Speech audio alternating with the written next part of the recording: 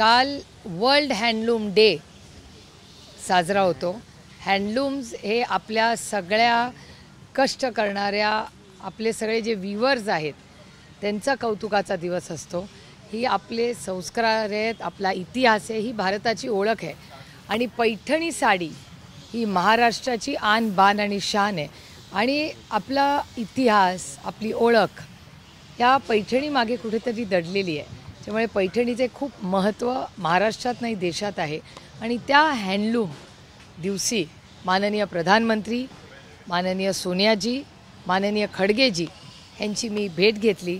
त्यांना सगळ्यांनाच पैठणीचा स्टॉल द्यायची मला संधी मिळाली आणि महाराष्ट्रातल्या प्रत्येक व्हीवरचं कौतुक करण्याचा आमच्या सगळ्यांचा एक छोटासा प्रयत्न होता।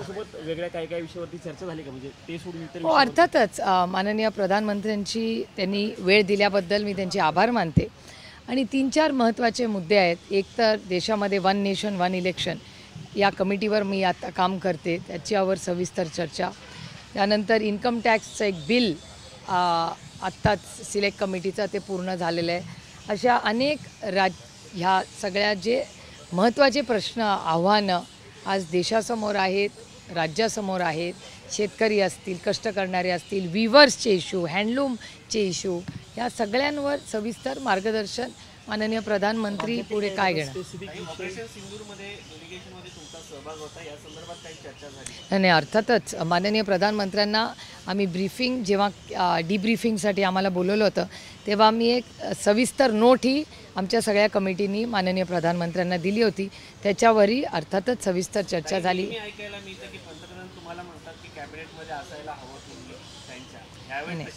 नाही, अशी कुठलीही राजकीय कुठलीही चर्चा काल माननीय प्रधानमंत्र्यांबरोबर झाली नाही।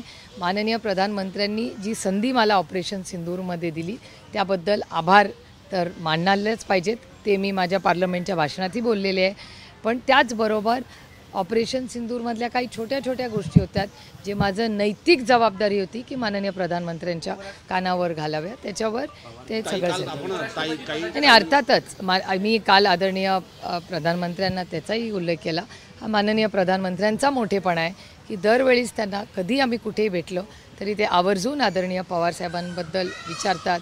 नवीन आदरणीय पवारसाहेब जे आर्टिफिशियल इंटेलिजन्स कृत्रिम बुद्धिमत्तेमध्ये जे बारामतीत काम चाललं आहे त्याच्याबद्दल नेहमीच प्रधानमंत्र्यांना उत्सुकता असते आणि नवीन काय साहेब करत असतील तर त्याची माहिती ते आवर्जून प्रेमाने विचारपूस नेहमीच करतात। काल आपण राहुल गांधींच्या डिनरला गेले होते, तिथे एक भारतीय जनता पक्षाने आणि शिवसेनेने देखील आरोप केला आहे की उद्धव ठाकरेंचा अपमान झाला, त्यांना शेवटच्या रांगेमध्ये बसवलं। हास्यास्पद आहे, अगदीच बालिश आरोप आहे। इन्फॉर्मल गेट टुगेदर होता, कोणी कुठेही बसलं होतं। मग असं म्हणू का अखिलेश यादव दुसऱ्यात बसले होते आणि प्रोफेसर साहेब पहिल्या रोमध्ये असले, आदरणीय पवार साहेब तिसऱ्या का चौथ्या रोमध्ये? असं काही बसण्याची सिस्टम नव्हती, तो काही प्रोटोकॉलचा कार्यक्रम नव्हता। आम्हाला सहकुटुंब आम्हाला एकत्र जेवण्यासाठी बोलवलं होतं, त्याच्यामुळे त्याच्यात एक प्रेझेंटेशन होतं, ज्याला जिथे वाटलं तिथे तो बसला। तो काय सरकारी कार्यक्रम नव्हता, तो घरगुती कार्यक्रम होता। आता घरगुती कार्यक्रम तुम्ही जेव्हा घरात बसता तेव्हा एकामेकाला विचारून बसता की ही तुझी जागा, ही तुझी जागा, असं नसतं। ती एक कार्यक्रम होता आणि मला विचाराल तर उद्धवजी सगळ्यात चांगल्या सीटमध्ये बसले होते, कारण का त्या स्क्रीनपासून अंतर ठेवून बरोबर मधली सीट उद्धवजींची होती। त्याच्यामुळे उद्धवजी सगळ्यात चांगल्या जागेवर बसले होते, कारण का त्यांना व्यवस्थित तो स्क्रीन दिसत होता। अगदी फर्स्ट रोवाल्यांना तो स्क्रीन असा अगदी जवळ। आता तुम्ही बसताना सिनेमा बघायला जाताना मग तुम्ही स्टॉल्समध्ये बसता का बॅल्कनीत बसता? तिकीट कुठलं महाग असतं, पुढचं का मागचं? सिनेमा जेव्हा स्क्रीन असतो तेव्हा कुठलं तिकीट घेता? हाऊसफुल असेल तरच फर्स्ट रो, नाही तर मागूनच स्क्रीन बघता ना। त्याच्यामुळे मला विचाराल तर कदाचित ज्यांनी आरोप केला आहे त्यांनी कधी थिएटर सिनेमा पाहिला नसेल, बिचारायला त्याला माहिती नसेल की जेव्हा आपण स्क्रीन बघतो तेव्हा तेवढंच अंतर ठेवणंच योग्य असतं आणि प्रोटोकॉलप्रमाणे नव्हतं। आणि जो सिनेमा बघतो त्यातली सगळ्यात मागातली लाईन मिनी ते थिएटर असतं ना, हे मिनी थिएटरसारखं होतं, ती लास्ट लाईनच सगळ्यात महत्त्वाची असते। काल राहुल गांधींनी प्रेस कॉन्फरन्स घेऊन निवडणूक आयोगावर त्या आरोप केलेले होते आणि तेच मुद्दे कालच्या प्रेझेंटेशनमध्ये त्यांनी पुन्हा मांडले। हो, अर्थातच, कारण का जी प्रेस त्यांनी केली त्याची सविस्तर माहिती आदरणीय पवारसाहेब गेल्या पहिल्यांदा तेच म्हणाले की आम्हाला प्रेझेंटेशन बघायचं आहे, तर ते प्रेझेंटेशन सविस्तर राहुलजींनी आधीच तयारी करून ठेवली होती. सविस्तर आम्हाला ते प्रेझेंटेशन दाखवलं, त्यातले कागदपत्र दाखवले आणि जे काय आरोप प्रत्यारोप झालेत मला वाटतं इलेक्शन कमिशनच्या वेबसाईटवर त्या गोष्टी आहेत असं एकूण सगळं मीडिया माध्यम आणि राहुलजींनी जे दाखवलं आम्हाला त्याच्यात दिसतंय. काही सजेशन दिले त्या ठिकाणी? नाही, अनेक लोकांनी सजेशन्स काही दिले. ते एक अंतर्गत आमची इंटरनल मीटिंग होती. ते पुढे आता त्याची माझं म्हणणं आहे की कुणाचंही इलेक्शन, माझंही असू दे, भगरे सरांचं असू दे, आमच्या सगळ्यांची इलेक्शन्स ही लोकशाही पद्धतीने पारदर्शकपणे कोणीही कॉपी करून पास होऊ नये. आम्ही होऊ नये. सर तर शिक्षक आहेत, ते तर सगळ्यात विरोधी आहेत त्याच्यामुळे कोणीही कुठलाही पेपर देताना तो कॉपी न करताच करावा. मग तो शाळेतला असू दे किंवा आपल्या लोकशाहीचा असू दे. बरोबर आहे की काल एकनाथ शिंदेंनी ज्या पद्धतीने आरोप लगावला, एक मिनिट सगळ्यांचे प्रश्नाला उत्तर. काल जसं आपण म्हणता की राहुल गांधींनी पत्रकार परिषद घेतली, त्यांनी सगळे मुद्दे मांडले, त्याच मुद्द्यावरती एकनाथ शिंदे काल दिल्लीत होते. त्यांनी थेट राहुल गांधींना आरोप केला की राहुल गांधी हे खोटं बोलताय आणि सोबतच देवेंद्र फडणवीस देखील म्हणाले की त्यांच्या डोक्यातील चिपच गायब झालेली आहे. नाही बघा, लोकशाही आहे, प्रत्येकाला बोलायचा अधिकार आहे. माझं म्हणणं आहे इलेक्शन कमिशनला उत्तर देऊ द्या ना. आरोप तर वैयक्तिक कुणावर नाही आहे, ना माझ्यावर आहे, ना ह्यांच्यावर आहे, ना कुणावर आहे. ती त्या यंत्रणेवर आहे. आपण पर्सनल कशाला घ्यायचं? कोणीच पर्सनल घ्यायची गरज नाही ना. भारतीय जनता पक्ष काय म्हणते की इलेक्शन कमिशन ही एक इंडिपेंडंट बॉडी आहे. करेक्ट. जर इंडिपेंडंट बॉडी असेल तर बाकीच्यांनी त्यांना डिफेंड करायचीच गरज नाही. सक्षम आहेत ना ते स्वतःला डिफेंड करायला. पंतप्रधान नरेंद्र मोदी यांच्याशी तुमची भेट झाली, त्याच्यामध्ये उपराष्ट्रपती पदाच्या उमेदवारासंदर्भात काही चर्चा झाली? एकतर मी तुम्हाला सांगू, जेव्हा एवढ्या मोठ्या व्यक्तीला आपण भेटतो कुठल्याही, ती एक जबाबदारीची मीटिंग असते. देशाचे प्रधानमंत्री येते, त्याच्यामुळे अर्थातच आपण विनम्रपणे त्यांच्याशीच बोललं पाहिजे. आणि ते त्या मीटिंगमध्ये जी चर्चा झाली ती मी तुम्हाला पारदर्शकपणे सांगितलेली आहे. एकनाथ खडसे पार पडली, त्या बैठकीमध्ये देखील राहुल गांधी यांनी केलेल्या आरोपासंदर्भात चर्चा झाली. संसदेमध्ये चर्चा करण्याचा प्रश्न आल्यानंतर ते म्हणतायत की आज स्वायत्त संस्था निवडणूक आहेत, त्यामुळे संसदेमध्ये चर्चा होणार नाही. त्याची एक वेगळी ऑर्डर आहे जी जयराम रमेशांनी सगळ्या तुम्हाला दिलेली आहे. त्याच्यामुळे तुम्हालाही सगळ्यांनाकडे ती ऑर्डर असेल की पार्लमेंटमध्ये कुठल्याही विषयावर चर्चा होऊ शकते. ताई, एकनाथ खडसे यांच्या जावयाला पुणे रेव पार्टी प्रकरणी आरोप अटक केल्याच्या नंतर आता महिला आयोग देखील यामध्ये उतरल्याचं बघायला मिळते. रुपाली चाकणकरांनी काल एक पत्रकार परिषद घेऊन त्यांनी दावा केला आहे की जो मोबाईल प्रांजल खिवलकर यांचा सापडलेला होता त्यामध्ये मुलींचे आक्षेपार्ह व्हिडिओ आहेत, काही फोटोज आहेत, अशा पद्धतीचा दावा त्यांनी केलेला. ह्याच्यात दोन भाग आहेत. एक तर रोहिणीताई राष्ट्रवादी काँग्रेस पक्षात आहेत. रोहिणीताईंचा नवऱ्याचा आणि राष्ट्रवादी काँग्रेस पक्षाचा काहीही संबंध नाही. आता तुम्ही रिपोर्टर आहात, तुमच्या बायकोच्या मोबाईलचा ना तुमच्या या चॅनलचा काय संबंध? त्याच्यामुळे एकतर मी कुणाच्या वैयक्तिक आयुष्यात बोलत नाही, ते माझं राजकारण नाही. पातळी सोडून मी राजकारण केलं नाही आणि करणारी नाही. आणि कुणाच्या वैयक्तिक आयुष्यात काय होतं त्याचा माझा खरंच काही संबंध नाही. हा पहिला मुद्दा, हा पहिला भाग झाला. दुसरा भाग झाला की हे मी एक जेनरिक स्टेटमेंट करते, हे कुणालाही उद्देशून नाही. दाखवणार असाल तर पुरं माझं स्टेटमेंट दाखवा. मी तुम्हाला फक्त पॉलिसी सांगते. या देशामध्ये राईट टू प्रायव्हसी हा सुप्रीम कोर्टाचा आणि पार्लमेंटचा कायदा आहे. आणि त्या कायद्याप्रमाणे कुणाचाही मोबाईल म्हणजे तुमचा, माझा, तुमच्या कॅमेरामॅनचा, भगरे सरांचा, यांचा हा जर पोलिसांनी घेतला तर तो फक्त कोर्टाला दाखवू शकतो, कुठल्या व्यक्तीला दाखवू शकत नाही. हा देशाचा आणि सरकारचा कायदा आहे. आणि तो दाखवला, बाहेर लीक केला तर तो गुन्हा आहे असं सुप्रीम कोर्टाची ऑर्डर आहे. मी काय म्हणत नाही, मी डिफेंडही करत नाही. काय करायचं ते सरकार आहेत, त्याच्यामुळे ते काय करायचं नाही करायचं, नियमाप्रमाणे चालायचं, संविधानाप्रमाणे चालायचं का नाही तो त्यांचा अंतर्गत प्रश्न आहे. मी दोन वेगळे मुद्दे तुम्हाला सांगते.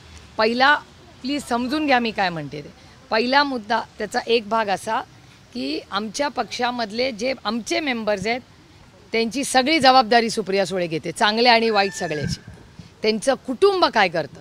आता सदानंद सुळेंनी जर सरकारचं मध्ये काही गडबड केली तर हो मी जबाबदार आहे, पण आमच्या दैनंदिन आयुष्यात सदानंद सुळे काय करतात ह्याचा माझा ना पक्षाचा ना कुणाचा काही संबंध नाही.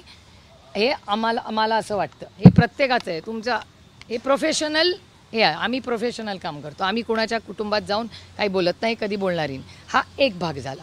दुसरा भाग पुन्हा मी समजून सांगते की या देशामध्ये म्हणजे मीही समोरच्या बाजूला असले आणि तुमचा मोबाईल पोलीस यंत्रणेने घेतला आणि मी जरी सरकारमध्ये असले तरी तो मोबाईल मला दाखवायचा सरकारला अधिकार नाही. राईट टू प्रायव्हसी केस असेल तर त्याचा अधिकार फक्त आणि फक्त पोलीस यंत्रणे आणि कोर्टाला आहे. तो बाहेर कोणालाही दाखवायचा अधिकार हे मी म्हणत नाही आहे, हे सुप्रीम कोर्ट आणि या देशाचं पार्लमेंट आणि संविधानाने दिलेला अधिकार आहे. राईट टू प्रायव्हसी हे संविधानात आहे. जर त्याचा गैरवापर होत असेल तर हे दुर्दैवी आहे आणि हे संविधानाच्या, सुप्रीम कोर्टाच्या आणि पार्लमेंटच्या कायद्याच्या विरोधात आहे असं. आणि हे तुम्ही मी म्हणत नाही आहे, हे वकिलांची लाईन आहे. म्हणजे मी त्यांच्या महिला आयोगाच्या अध्यक्षांविरुद्ध रुपाली चाकणकरांच्या विरुद्ध कारवाई होण्याची गरज आहे का? ते नाही मला माहिती. मला कसं माहिती असेल? हे सरकारने ठरवावं ना. आता सरकारने तो निर्णय घेतला पाहिजे. मी कसं सांगणार? देवेंद्रजी हे महाराष्ट्राचे कर्तृत्ववान मुख्यमंत्री आहेत. त्यांना माझ्यापेक्षा जास्त संविधान माहितीचं आहे. स्वतः वकील आहेत राईट. मग संविधान, सुप्रीम कोर्ट, नियम, कायदे त्यांना आमच्यापेक्षा अनुभव जास्त आहे. 5-6 वर्ष महाराष्ट्राचे माननीय मुख्यमंत्री राहिलेत, तर माझ्यापेक्षा त्यांना ह्या गोष्टी नक्कीच जास्त माहिती आहेत ना. संतोष देशमुख हत्ये प्रकरणानंतर धनंजय मुंडे यांचा राजीनामा घेण्यात आला. आता महायुतीचे नेते असं म्हणतात की केंद्रीय गृहमंत्री अमित शहा यांनी आम्हाला राजीनामा घ्यायचा सांगितला नव्हता, आम्ही जनभावनेचा आदर करून हा राजीनामा घेतला. तो त्यांचा अंतर्गत प्रश्न आहे ना, मी कसं सांगणार? काही 15 दिवसात इंडिया आघाडी संतोष देशमुख यांची हत्या झाली, आंधळे अजूनही फरार आहे आणि आता ते सांगतायत की आम्ही जनभावनेचा विचार केला, केंद्राचा कुठलाही दबाव नाही. हे बघा, काय माझा काही संबंध नाही या सगळ्या तुमच्या प्रश्नाशी. पण संतोष भाऊ आणि महादेव मुंडे या दोघांची जी क्रूर हत्या झाली, त्यांचा कोण जो आका असेल त्याचा माझा काही संबंध नाही. ह्या दोन्ही कुटुंब उद्ध्वस्त करणारा जी कोणी व्यक्ती असेल, आपल्या सगळ्यांची नैतिक जबाबदारी आहे राजकारण बाजूला ठेवून की त्या दोन्ही कुटुंबाला आणि असे असंख्य कुटुंब ज्यांच्यावर अन्याय झाला आहे त्यांच्या मागे आम्ही ताकदीने उभं राहू आणि प्रत्येक कुटुंबाला न्याय मिळवून द्यायची जबाबदारी आम्ही घेतो. काही काल इंडिया आघाडीची एकीकडे बैठक झाली, बैठकीत सगळे एकत्र बघायला मिळाले. पण प्रकाश आंबेडकरांनी दावा केला की 15 दिवसांमध्ये इंडिया आघाडीबाबत एक वेगळी बातमी बघायला मिळेल, कारण शरद पवार साहेब हेच भारतीय जनता पार्टीचे हस्तक आहेत, अशा पद्धतीचा आरोप आणि दावा त्यांनी केला. लोकशाही हो, प्रत्येकाला बोलायचा अधिकार आहे ना. लोकशाहीमध्ये सगळेच बोलतात, त्यांना अधिकार आहे बोलायचा.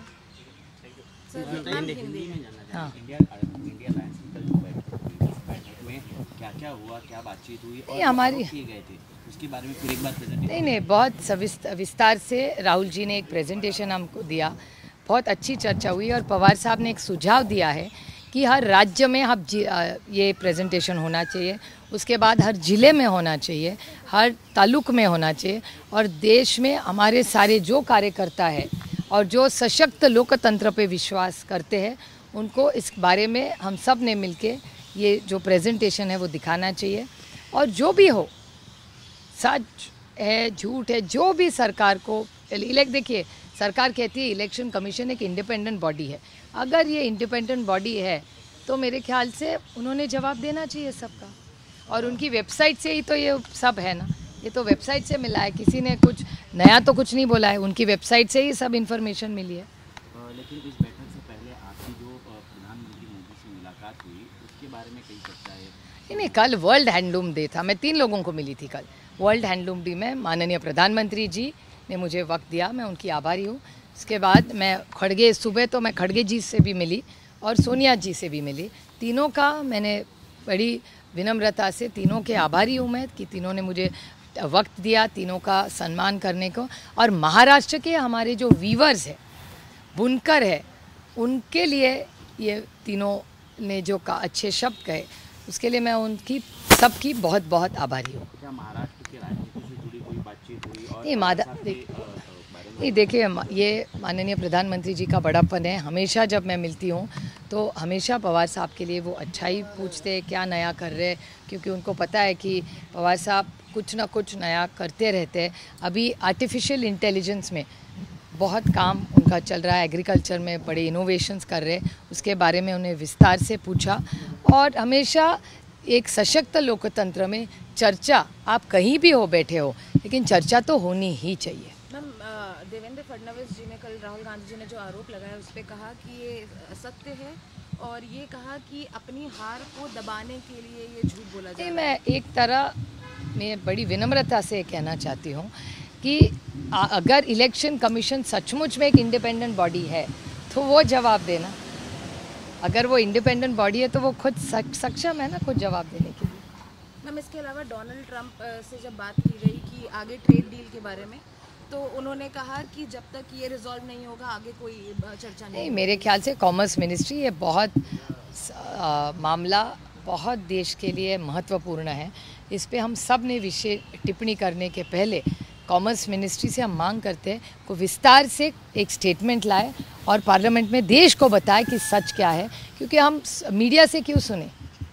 देश की चर्चा देश में पार्लियामेंट में संसद चल रहा है, तो मैं पीयूष गोयल से विनती करूंगी कि वो आए पार्लियामेंट में एक स्टेटमेंट दे तो हमें भी पता चले कि सच क्या हो रहा है। ताई, रात्री जी बैठक झाली इंडिया आघाडीची, त्या बैठकीनंतर राहुल गांधी उद्धव ठाकरेंची एक स्वतंत्र बैठक झाली। तुम्ही म्हणजे महाराष्ट्राच्या अनुषंगाने झाली ती बैठक? नाही तुम्ही वगैरे होत्या का? आम्ही सगळेच होतो त्या मीटिंगमध्ये। स्वतंत्र अशी नाही वेगळी दोघांच्यात झाली असेल तर मला माहिती नाही, पण आम्ही सगळे होतो तेव्हा आम्ही अनेक मीटिंग्स तिथे झाल्या, मोठी चर्चा झाली। नंतर अनेक वरिष्ठ नेते गेल्यानंतर आम्ही बरेच जण, अखिलेशजी होते, तेजस्वी होता, मी होते, उद्धवजी होते, आम्ही सगळ्यांनी आमची वेगळी काही अनेक विषयांवर चर्चा झाली आणि उद्धवजी आणि सगळेच एकमेकाशी बोलत होते। त्याच्यामुळे उद्धवजी आणि राहुलजी पण सविस्तर बोलतच होते। महाराष्ट्र के निकाय चुनाव को लेकर कल इंडिया अलायंस की बैठक में कुछ बातचीत हुई? नहीं, बहुत विस्तार से कल चर्चा हुई है। राहुल जी ने जो प्रेजेंटेशन जो प्रेस ली उसका विस्तार से प्रेजेंटेशन भी दिया हम सबको, और आदरणीय पवार साहब ने एक सुझाव भी दिया कि हर राज्य में ये प्रेजेंटेशन जाना चाहिए और हर जिले में जाना चाहिए और सब मामले में हम सब ने चर्चा करनी चाहिए। वाइस प्रेसिडेंट नॉमिनी के नाम पे कोई देखिए, बहुत सारी चर्चाएं मीटिंग्स में होती है, हर जो पेट में बात हो वो बताना ज़रूरी नहीं होता।